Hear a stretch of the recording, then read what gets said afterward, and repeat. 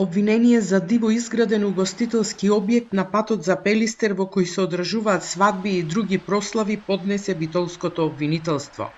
Дивоградбата ја пријавил граѓанин, а по извршените проверки на полицијата поднесено е обвинение за кривичното дело бесправно градење за кое е предвидена затворска казна од 3 до 8 години. Предметот е оформен на 10.5.2024 година во Ојо Битола и во однос на делот од објектот изграден без одобрение за градење на 6.2.2025 година веќе е поднесен обвинителен акт за член 244а од Кривичниот законник бесправно градење. Обвинителството постапува и за уште еден ресторан за свадби во истиот реон, по кривична пријава на битолската полиција за нелегална градба, а предметот во моментот е на градежно вештачење. Под лупа на битолското обвинителство се сите објекти на овој потек, на патот кон Пелистер, кои организираат свадби и други масовни свечености на кои присуствуваат по неколку стотини гости.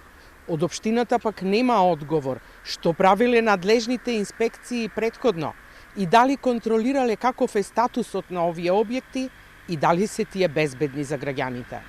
Од основното јавно обвинителство во Битола велат дека се прават детални проверки на објектите на овој потек, дали ги исполнуваат законските прописи за заштита кои важат за угостителски објекти. Основното јавно обвинителство Битола оформи и посебен предмет, веќе издаде задолженија и побара од Дирекцијата за заштита и спасување и од Градежната инспекција во општина Битола да извршат детални проверки на предметната локација, која согласно урбанистичките планови е предвидена за стоваришни објекти, а според сознанијата функционираат и угостителски објекти. По задолженијата се уште се постапува. Од општина Битола одбија да одговорат на прашањата, за да не влијаат на постапката на обвинителството.